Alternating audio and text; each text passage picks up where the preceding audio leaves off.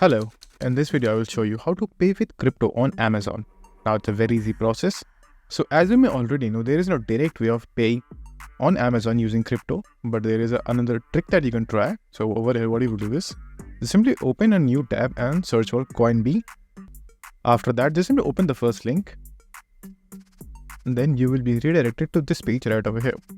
Now over here, what you will see is there is an Amazon gift card. So click on this option.